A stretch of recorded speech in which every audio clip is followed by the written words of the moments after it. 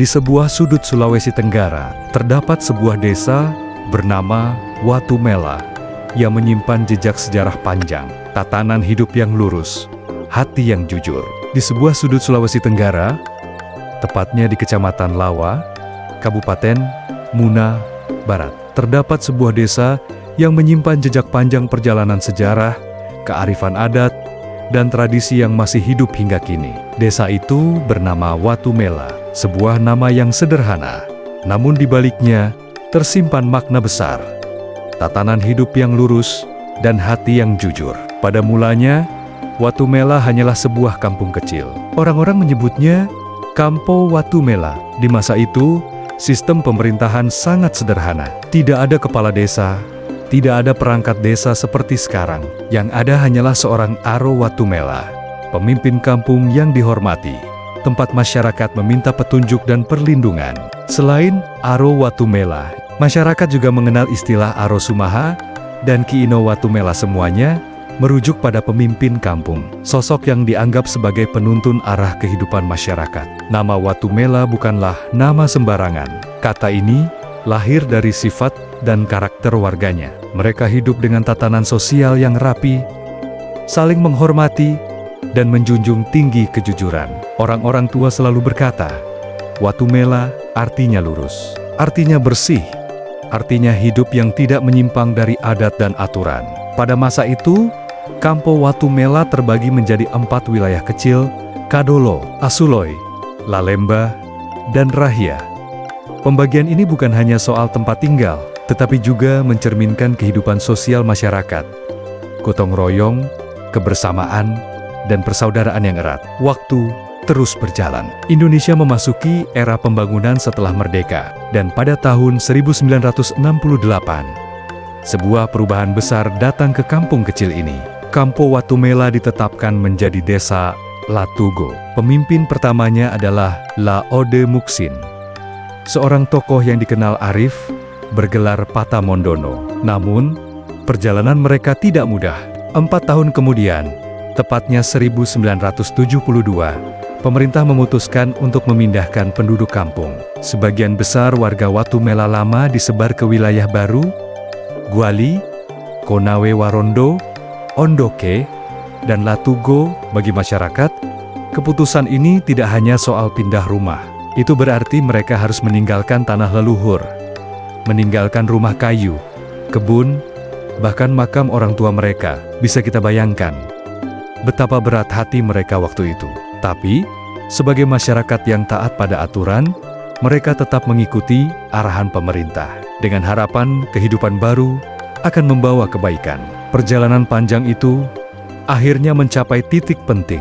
Pada tahun 2000, Watumela resmi dimekarkan kembali dari desa Latugo menjadi desa administratif yang berdiri sendiri. Momen ini menjadi tonggak baru dalam sejarah masyarakat Watumela. Kepala desa pertamanya adalah Laode Undalo, yang dipilih melalui penunjukan langsung pemerintah. Ia memimpin dari tahun 2000 hingga 2002. Saat pemilihan kepala desa secara langsung pertama kali digelar pada 2002, Laode Undalo kembali dipercaya oleh masyarakat. Ia menjadi kepala desa pertama yang dipilih secara demokratis dan menjabat hingga tahun ke-2007. Sejak saat itu, kepemimpinan desa terus berganti. Waode Tila menjabat dari 2007 hingga 2013. Lalu, Laode Baryudin sebagai pelaksana tugas hingga 2019. Dan pada pemilihan serentak tahun 2019, Lalinta terpilih memimpin hingga tahun 2026. Setiap pemimpin punya kisah, punya jasa, dan punya tantangan masing-masing. Dari membangun infrastruktur sederhana, mengurus administrasi, hingga menjaga agar adat tetap berjalan di tengah modernisasi. Watumela bukan desa besar, tapi punya posisi penting. Secara geografis, desa ini terletak di dataran rendah, di jantung Kecamatan Lawa. Jaraknya hanya 1 km dari ibu kota kecamatan, 10 km dari ibu kota kabupaten, dan sekitar 120 km dari ibu kota provinsi. Jika ditempuh lewat darat, perjalanan bisa memakan waktu beberapa jam.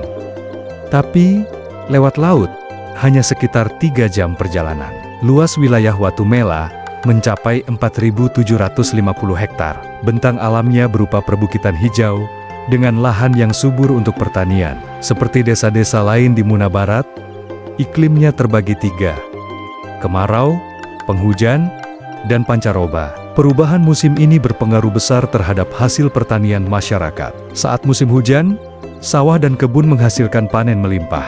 Namun saat kemarau, tanah menjadi kering, dan masyarakat harus bergantung pada persediaan pangan. Meskipun begitu, masyarakat Watumela selalu beradaptasi. Mereka percaya, tanah leluhur tidak akan pernah mengecewakan jika dijaga dengan baik. Sejarah Watumela tidak hanya hidup dalam cerita, tapi juga dalam batu dan tanahnya. Salah satu peninggalan besar adalah Benteng Akuale. Benteng ini mengelilingi area seluas kurang lebih 3 hektar, tersusun dari batu-batu bersejarah yang masih berdiri kokoh hingga kini. Letaknya strategis di tengah wilayah yang bisa diakses dari beberapa desa, antaranya yaitu Latompe, Latugo, Wamilai, Warondo, dan tentu saja Watumela. Benteng ini menjadi saksi bisu perjuangan masa lalu.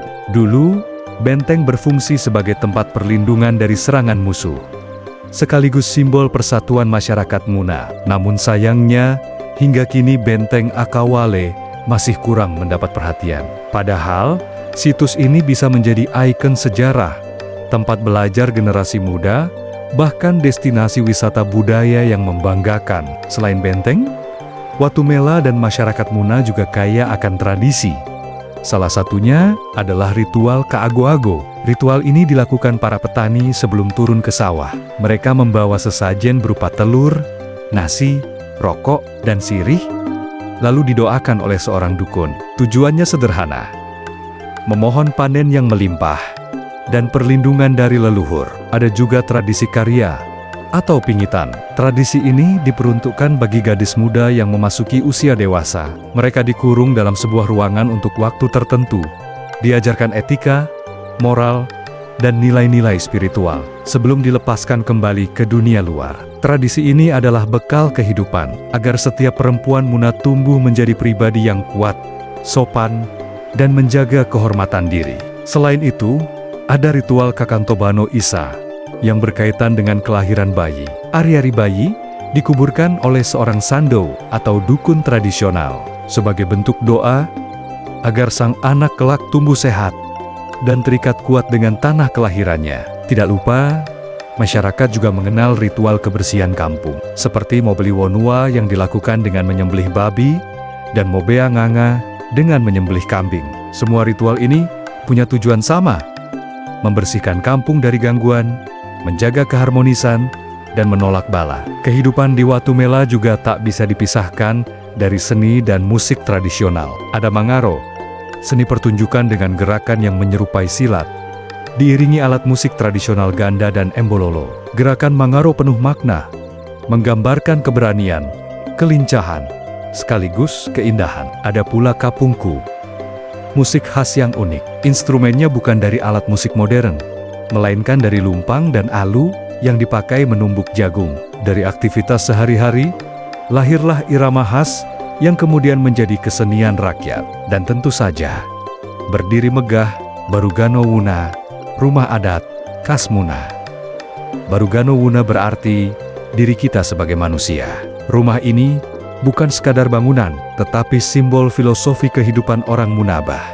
Rumah adalah cerminan jiwa, tempat bernaung, sekaligus pusat adat dan budaya. Desa Watumela, sebuah nama yang mungkin terdengar sederhana, namun di balik nama itu tersimpan sejarah panjang.